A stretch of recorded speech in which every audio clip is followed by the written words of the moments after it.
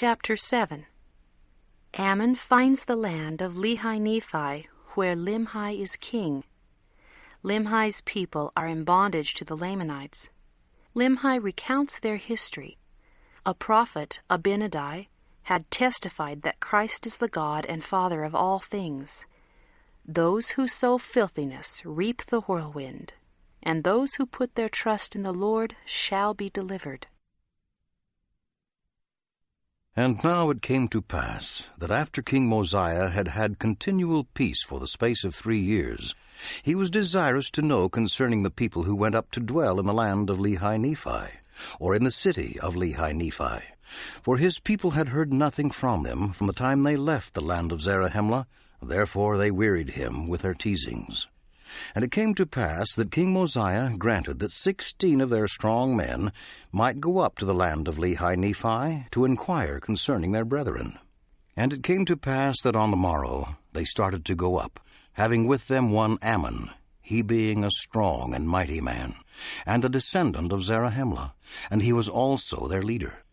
And now they knew not the course they should travel in the wilderness to go up to the land of Lehi-Nephi. Therefore they wandered many days in the wilderness, even 40 days did they wander. And when they had wandered 40 days, they came to a hill which is north of the land of Shilom, and there they pitched their tents. And Ammon took 3 of his brethren, and their names were Amaleki, Helam, and Hem. And they went down into the land of Nephi. And behold, they met the king of the people who were in the land of Nephi, and in the land of Shilom. And they were surrounded by the king's guard, and were taken, and were bound, and were committed to prison. And it came to pass, when they had been in prison 2 days, they were again brought before the king, and their bands were loosed.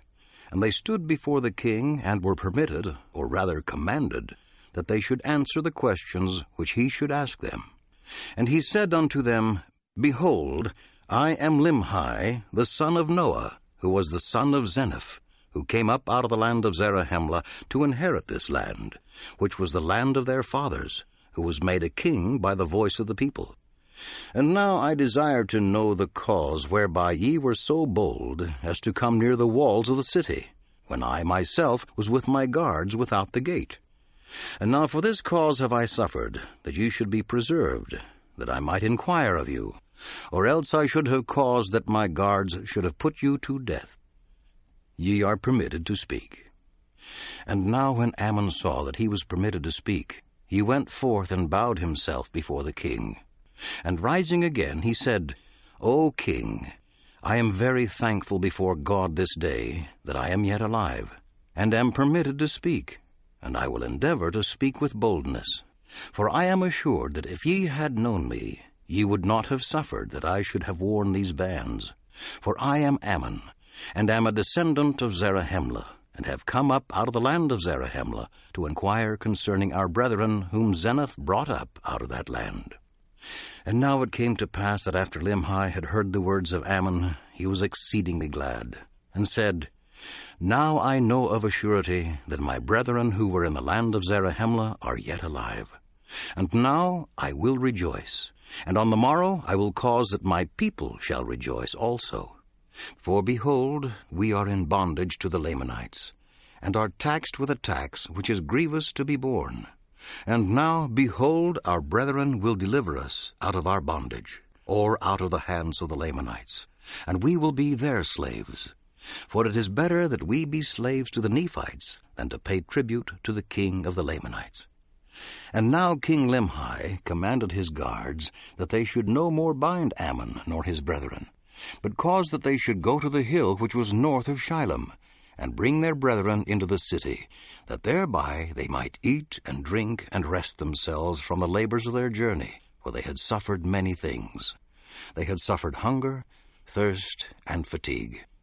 And now it came to pass on the morrow that King Limhi sent a proclamation among all his people, that thereby they might gather themselves together to the temple, to hear the words which he should speak unto them. And it came to pass that when they had gathered themselves together, that he spake unto them in this wise, saying, O ye my people, lift up your heads and be comforted. For behold, the time is at hand, or is not far distant, when we shall no longer be in subjection to our enemies, notwithstanding our many strugglings, which have been in vain. Yet I trust there remaineth an effectual struggle to be made.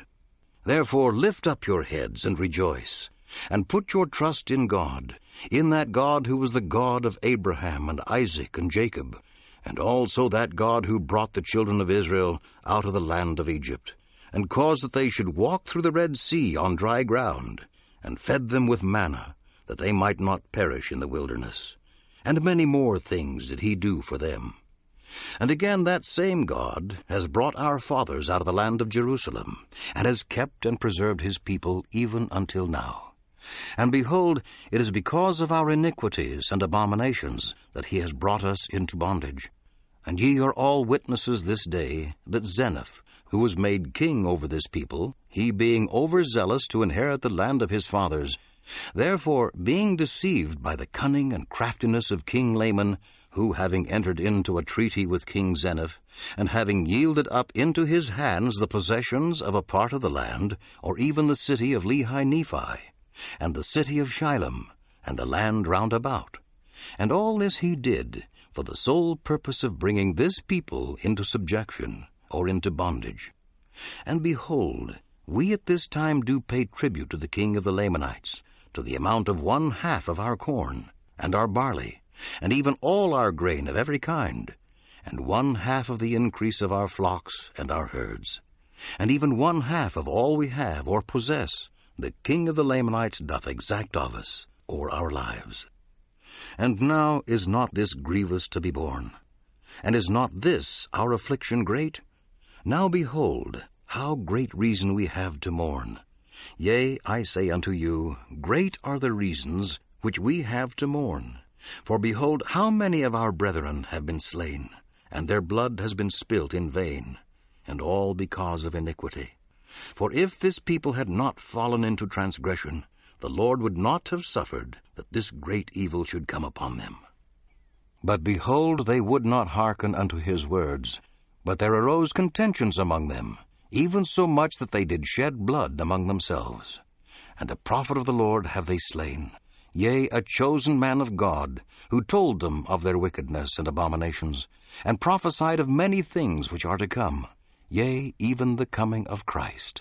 And because he said unto them that Christ was the God, the Father of all things, and said that he should take upon him the image of man, and it should be the image after which man was created in the beginning.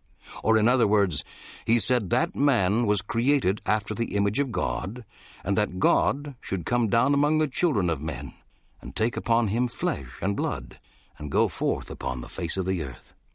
And now because he said this, they did put him to death, and many more things did they do, which brought down the wrath of God upon them. Therefore, who wondereth that they are in bondage, and that they are smitten with sore afflictions? For behold, the Lord hath said, I will not succor my people in the day of their transgression, but I will hedge up their ways, that they prosper not, and their doings shall be as a stumbling block before them.